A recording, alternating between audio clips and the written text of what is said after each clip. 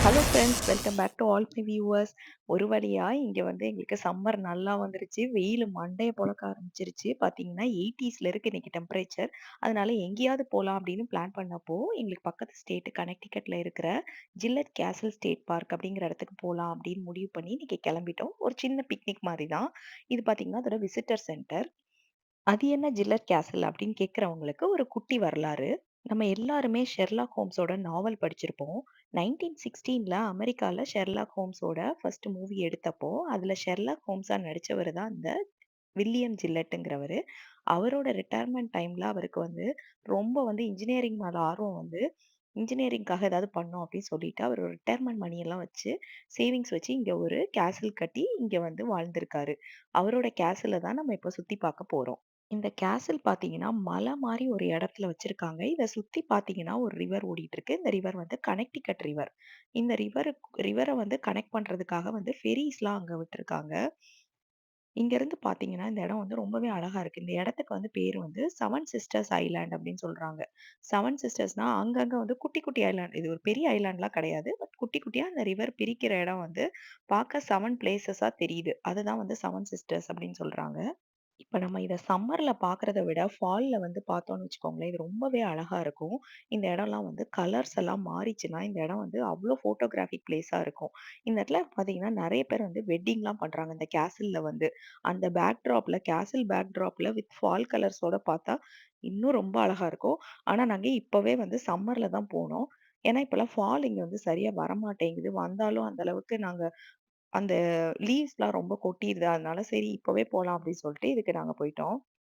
போன நியூயார்க் ட்ரிப்ல எப்படி மழை எங்களுக்கு போதும் போதுங்கிற அளவுக்கு கொட்டிச்சோ, அத விட போதும் போதுங்கிற அளவுக்கு இந்த தடவ வெயில். இன்னைக்கு இது வந்து கேசலோட சாஃப்ட் ஓப்பன் டேட். யூசுவலா இங்க எல்லாமே மெமோரியல் டே அன்னைக்கு தான் ஓப்பன் ஆகும். ஓப்பன் ஆனதுக்கப்புறம் ஒரு ஆளுக்கு $6 இத விசிட் பண்ண. இன்னைக்கு வந்து இது ஃப்ரீ தான். அதனால 1 பிஎம்க்கு மேல தான் டெமோன்னு சொன்னாங்க. ஒரு 18 மெம்பர்ஸா சேர்த்து சேர்த்து அனுப்புவாங்க. அதனால நாங்க அங்க வெயிட் பண்ண வேணாம் அப்படின்னு சொல்லிட்டு, இந்த ஃபெரி இருக்கிற லொகேஷனுக்கு வந்து ஃபெரியில போயிட்டு வந்துரலாம் அப்படின்னு சொல்லிட்டு இங்க வந்திருக்கோம்.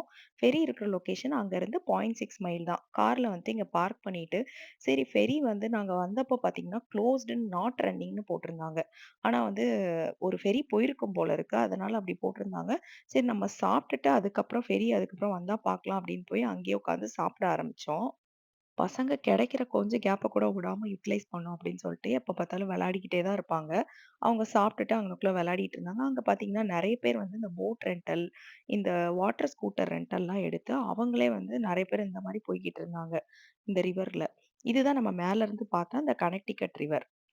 இந்த ஃபெரி வந்து பெரிய ட்ரிப்லாம் கிடையாது. இங்கருந்து வந்து ஒரு 5 மினிட்ஸ்ல அந்த ஆப்போசிட்ல இருக்கிற கரைக்கு வந்து போயிரும்.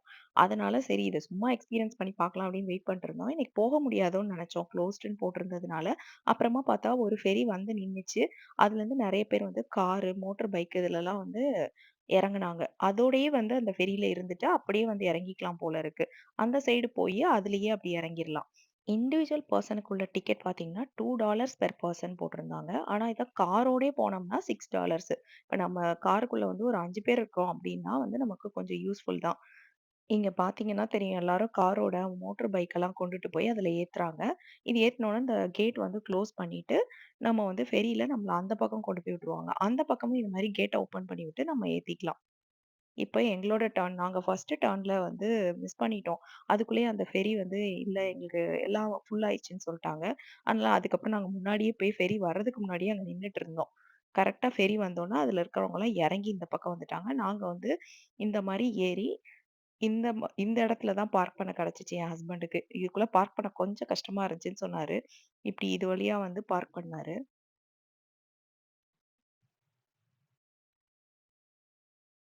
அப்படியே நம்ம பார்க் பண்ணி நின்னுக்கணும். நம்ம அதுலருந்து இறங்கக்கூடாது. கார்லயே அப்படியே உட்காந்துக்கணும். பார்த்தீங்கன்னா, காரோடயே நாங்க வந்து ஃபெரில போய்க்கிட்டு இருக்கிறோம். இது ஒரு டிஃபரண்ட் எக்ஸ்பீரியன்ஸா இருக்குன்னு சொல்லி தான் போனோம். மத்தபடி இதுல அந்த பக்கம் போய் நாங்க எதுவுமே வந்து பார்க்கல. சும்மா போயிட்டு இந்த ஃபெரி எக்ஸ்பீரியன்ஸ் பண்ணோம் அப்படின்னு தோணுச்சு. அதனால போனோம். நான் எப்படி எங்க கார எடுத்திருக்கேன்னு பார்க்குறீங்களா? நான் கார விட்டு இறங்கவே இல்ல. நான் பக்கத்துல எங்க ஃப்ரெண்டோட கார் அவங்க கார்ல நான் இருக்கிறேன். அதனால தான் அதுலேருந்து தான் நான் அந்த வீடியோவே எடுத்தேன். அதனால தான் எங்க கார நான் எடுத்திருக்கேன் வீடியோ. பெடஸ்ட்ரியன்ஸ் டிக்கெட் எடுத்தவங்க மட்டும் தான் வந்து அவங்க வந்து நின்னுகிட்டு இருக்க முடியும் மேல போய்.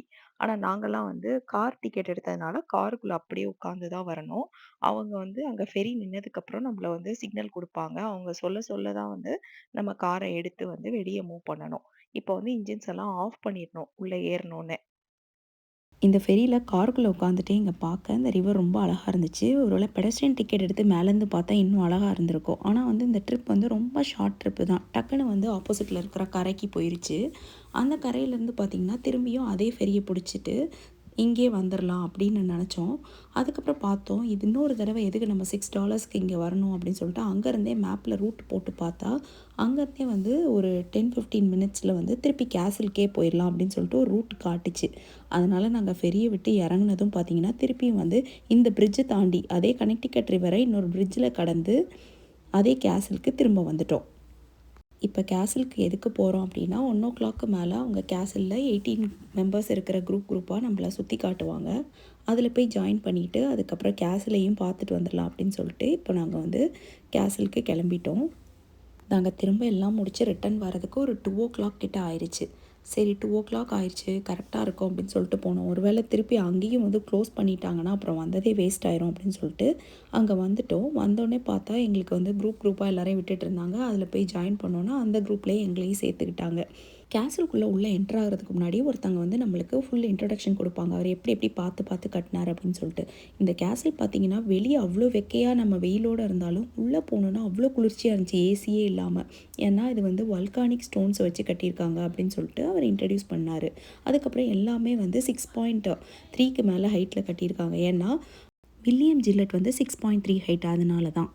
அப்புறம் இந்த கதவுலாம் பார்த்திங்கன்னா ரயில் ரோட் பேட்டர்னில் இருக்கும். ட்ரெயினோட ட்ராக் மாதிரி. ஏன்னா அவருக்கு வந்து ட்ரெயின் ட்ராக் ரொம்ப பிடிக்குமா. அதனால் உள்ளே ட்ரெயின்லாம் விட்டுருக்காரு அந்த சிட்டிக்குள்ளேயே. அந்த கேசல் இருக்கிற இடத்துல ஒரு ரயில் ரோட்லாம் இருந்திருக்கு அதுக்கு முன்னாடி. அதெல்லாம் வந்து விசிட்டர் சென்டர்லேயே வச்சுருக்காங்க அதையுமே. அவர் யூஸ் பண்ண பொருட்களெல்லாம் அப்படி அப்படியே பாதுகாப்பாக வச்சுருக்காங்க. அதுக்கப்புறம் அதை வந்து சும்மா வேக்யூம் பண்ணி துடைக்க மட்டும்தான் செய்வாங்களாம். மற்றபடி அப்படி அப்படியே அவர் யூஸ் பண்ணதுக்கப்புறம் வச்சுருக்காங்க.